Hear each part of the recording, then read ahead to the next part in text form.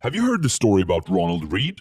The janitor that had $8 million in savings when he died in 2014. Yeah, you heard that right. Janitor, $8 million. And he didn't win the lottery or inherit the money either. He just saved consistently throughout his life, while letting the wonders of compounding do its thing.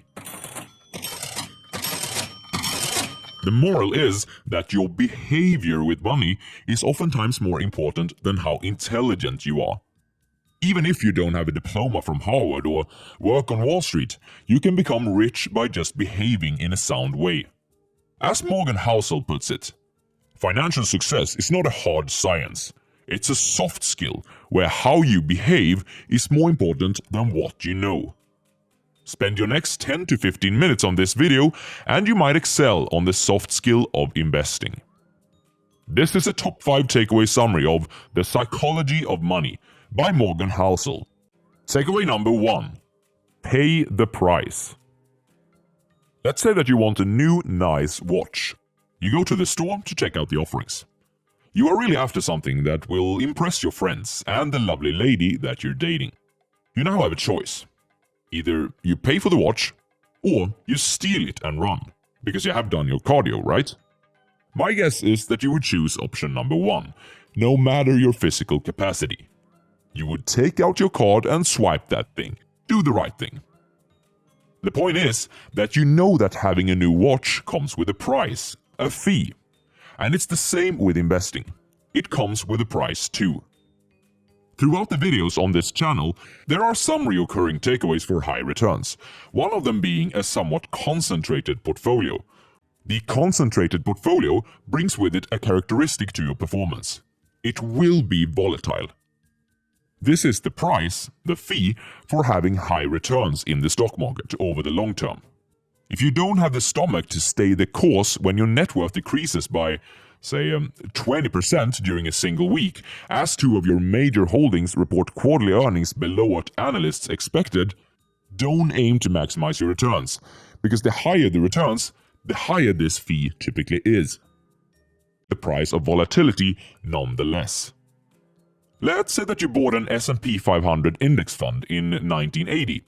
You'd still have to face about 13 years combined when your investment portfolio was down 20% from its high, and about 8 months when it was down 50%. That's tough. Stock market investing is a great thing that enables wealth creation like few other options. But don't try to fool yourself. It doesn't come for free. All investors will experience volatility, and you have to look at this as the price you pay for a brighter future. Takeaway number 2. Never enough. Capitalism is great at doing 2 things: generating wealth and generating envy. The urge to surpass your neighbors, peers, and friends can help energize your hard work and strive to really make it. And, of course, being motivated into becoming more productive and doing meaningful work is a good thing. But social comparison can also cause us to feel like we're never enough. Let's look at some statistics. To belong to the top 1% highest income earners in the US, you'd have to earn somewhere around $500,000 a year.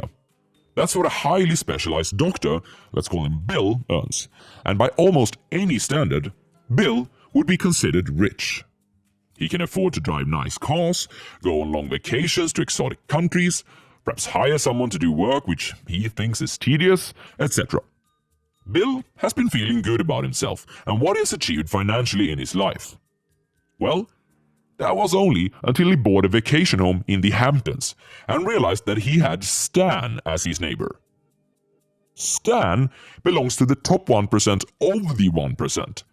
He is a CEO of quite a large public company and earns a staggering $10 million per year. Now, you'd hope that at least Stan would be satisfied with his financial achievements. But nope. This guy was a childhood friend of Michael Jordan. And this all-time great basketball player is someone who belongs to the 1% of the 1% of the 1%. And well, compared to Michael's fortune of about $2 billion, Stan's yearly salary of $10 million suddenly seems like peanuts. Does it end here? Well, no, it doesn't. Because Michael occasionally attends parties with celebrities, where a guy named Jeff Bezos shows up. Bezos is the top 1% of the 1% of the 1% of the 1%. And he increased his net worth by about $75 billion in 2020, now sitting at something like $200 billion. There's always a bigger fish. The type of envy which has emerged from comparisons of this kind has caused a lot of people to do foolish things throughout history. Some have leveraged their portfolios to the teeth in order to move up to a higher pyramid, just to lose it all and then commit suicide. Some have acted on insider information and lost both personal reputation and then later their freedom when they've gone to jail. Many have forsaken their families and then had their partners leaving them or cheating on them, or both, as a result. By watching this channel and learning on how to become a successful investor, chances are that you will at some point reach a level of financial freedom that the average Joe can only dream about. But you need to, at some point, accept that enough is enough. Takeaway number 3. Crazy is in the eye of the beholder. At a first glance, it seems like a lot of people do crazy things with their money.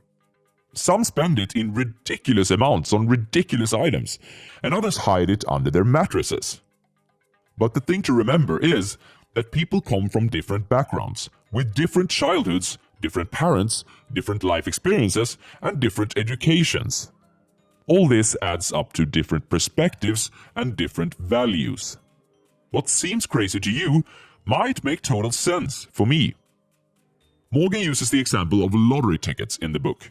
The lowest income households in the US spends more than $400 per year on the lottery. This is 4 times more than the average in the highest income group. Combine this with the fact that more than a third of Americans cannot come up with $400 for an emergency.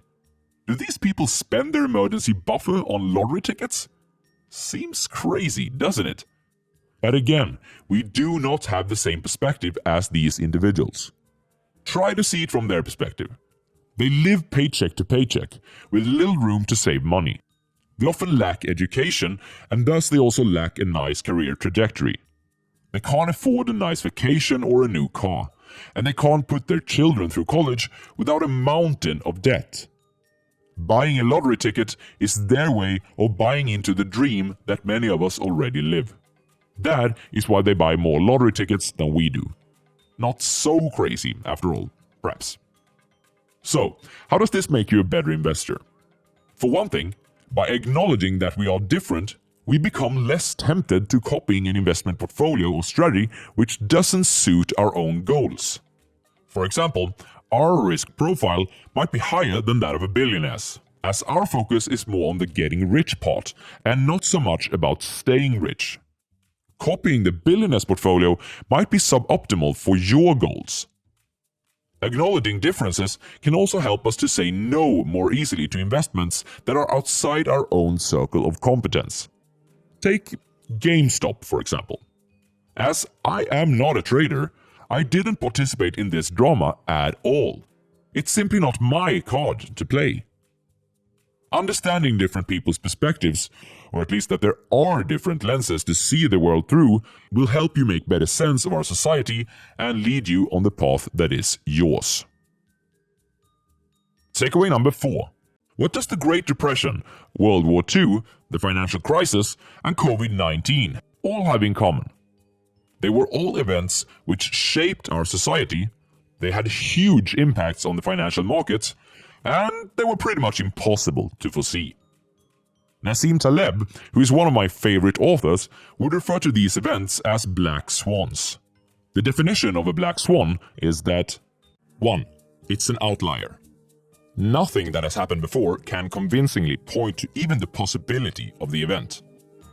2. It carries an extreme impact. 3. It becomes explainable only after the fact. Human nature fools us into believing that we should have been able to know it would happen all along. Imagine it is Black Monday, 1987. How would you have reacted to the market losing almost 1/4 of its value in a single day? Would you have been one of the individuals that shouted, "Sell! Sell!" Or would you have been able to weather the storm? Perhaps putting in additional chips which you've kept on the sidelines. Here's an interesting fact. If you invested in the S&P 500 index 20 years ago, but you missed out on the 4 best performing stock market days, you'd have a 164% return instead of 291%. That's quite a big difference. The moral of this takeaway is that it's more useful to prepare yourself, both mentally and financially, for a disaster which you cannot foresee than hoping that you're able to react before everyone else. Stop listening to macro projections. The things that will cause big fear among the investment community in the future are the things that are unlikely to be foreseen anyways. Takeaway number 5. The seduction of pessimism. If I were to give you a bunch of reasons to why the market will crash later this year, mentioning the gigantic US governmental debt, that stimulus checks may lead to the return of inflation, and perhaps something about a new strain of COVID-19, you would most likely be intrigued, and perhaps end up with quite a negative view of where in the market cycle that we are at the moment. Were I instead to give you examples of why things probably will continue to get better, by showing how life expectancy is rising, how sustainable energy is getting cheaper, or how computing power is exploding, you would most likely shrug your shoulders and not think twice about it. We all know that the pessimistic person sounds so very intelligent, and the optimist sounds naive in comparison. Why is that? Daniel Kahneman, the author of Thinking Fast and Slow, says that asymmetry towards loss and listening to pessimists is an evolutionary trait. When directly compared or weighted against each other, losses loom larger than gains. Organisms that treated threats as more urgent than opportunities have a better chance to survive and reproduce. We tend to listen to pessimists more carefully, not only for evolutionary reasons, but also because progress happens much slower than setbacks do. Progress rarely happens overnight, but setbacks often do.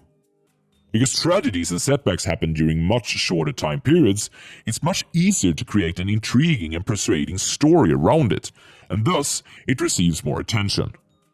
To create an optimistic story about the future, we must look at longer time horizons. This often becomes more vague and less dramatic.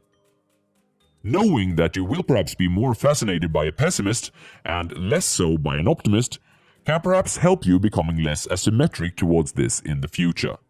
The world is better than you think, as Sweden's Hans Rosling would have said. So, you are not going to get rich in the stock market without paying the price of volatility.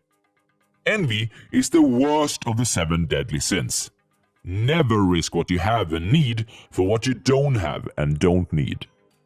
Different perspectives cause different courses of action to become reasonable or rational. Instead of trying to foresee disasters, prepare yourself mentally and financially so that you can survive them. And be careful when taking investment advice. Understand that pessimism appeals more to your survival instincts than optimism does.